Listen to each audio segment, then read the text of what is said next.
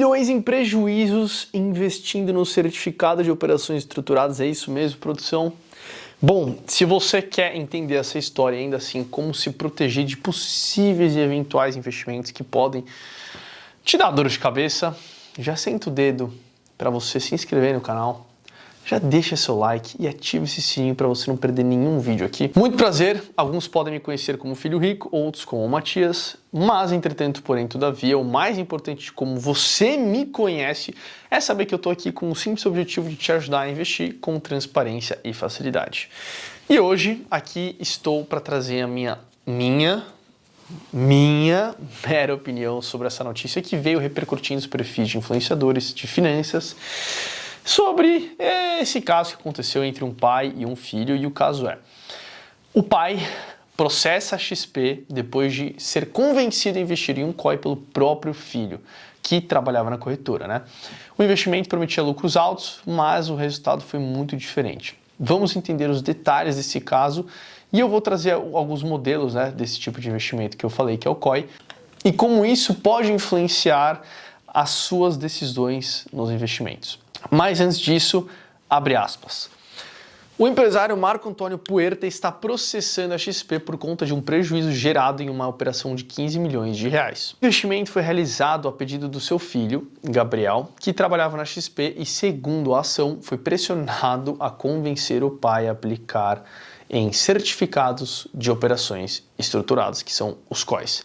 Esses investimentos combinam ativos de renda fixa e renda variável, como commodities, por exemplo, moedas, e também prometem a devolução do principal, ou seja, aquele seu dinheiro que você investiu, se o ativo de risco não performar. Eu li a notícia, não vi em outros lugares também, mas não revela qual que foi a estrutura do COI, mas eu vou explicar aqui para vocês, a que eu imagino que tenha sido sugerida para o pai aplicar o dinheiro. E antes mesmo disso, para quem não sabe, eu trabalhei na XP em 2019, 2018, lá quando era a XP, só falava da XP era momento, e etc. E eu vi muitos casos parecidos com esse, não vou falar iguais, então, mas eu também nem tenho como provar aqui, mas eu, né, enfim, iris or iris, a minha opinião, então eu me senti no direito de vir opinar sobre isso, tá? Bora lá, como é que os assessores são remunerados nesse modelo de comissionamento básico, né? Imagina que tem um fundo de investimento que esse assessor quer te indicar a investir nele. Só que esse fundo de investimento, ele tem taxa de 2% de administração, 20% de performance e ele é um fundo que não está batendo CDI. Poxa, Matias, então por que ele quer me indicar esse fundo? Bom, porque é um fundo que tem grandes taxas, e parte dessas taxas é repassado para o assessor, e 2, porque está na ponta da língua dele, ele tem meta de captação de produtos. Isso é uma das metas da captação dele. Falando diretamente no COI, o COI é, na época que eu trabalhava e depois também tinha passado pelo BBA, o COI dentro da prateleira de investimentos, dentro de uma corretora, de um banco, é um investimento perfeito para os assessores. Por quê?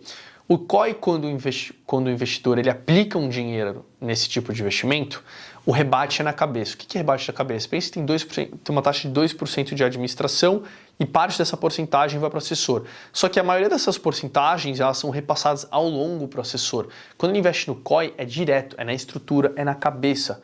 Não é os 2% diretamente que vai para o assessor, mas é uma porcentagem dela que vai. Então ele tem meta para captar dinheiro do pai, da sua mãe, seu, da sua avó, do seu tio-avó, do seu amigo, da sua namorada, do seu namorado, do ET, para botar nesse tipo de investimento, porque tem taxa de administração e o rebate diretamente na cabeça para ele, dessa porcentagem, e 2, como esses assessores nesse modelo de comissionamento básico, eles têm meta de captação todo mês, metas, todos os meses que afetam o semestre dele, o período de fechamento do semestre dele, quanto mais pessoas ele conseguir convencer a botar na estrutura, melhor para o bolso dele, melhor lá no final para a bonificação dele, que foi aconteceu nesse caso do Gabriel, que eu já vou chegar lá na parte da notícia. Então, pensa que além dele ter essa meta de captação de produto, pense que quando o seu dinheiro está debaixo do CPF, do título dele dentro da corretora, ele tem mais dinheiro sob gestão, certo? E isso também é melhor para ele. Então, quando você tira o seu dinheiro debaixo da asinha dele, é ruim, porque isso afeta a meta dele, afeta as métricas dele, afeta tudo dele, é ruim para ele. E o COI é tão bom nisso porque, não vou falar que é 100% das estruturas, mas a grande maioria das estruturas do COI, elas são feitas para você ficar com o dinheiro preso lá durante 5 anos. Tem uma estrutura que chama autocallable, que são janelas de verificação de 6 em 6 meses, acabar em 6 meses, mas pode também acabar em 10 anos. Enfim, que é o que eu não acho que é. Mas é assim que os assessores são, em grande maioria, remunerados. E se você não tem um mínimo de conhecimento para falar, porra, acho que isso aqui não é legal, isso aqui não tá para o momento, etc., cara, você tá fadado à manipulação e é assim que o mercado funciona. E aí tem 3 estruturas, como eu falei para você, tem uma chamada autocallable, que eu já descarto que é essa que não tenha sido indicada para o pai, e eu acho que a primeira aqui, eu vou dar 2, mas acredito que seja uma dessas 2, tá? A primeira é o valor nominal protegido.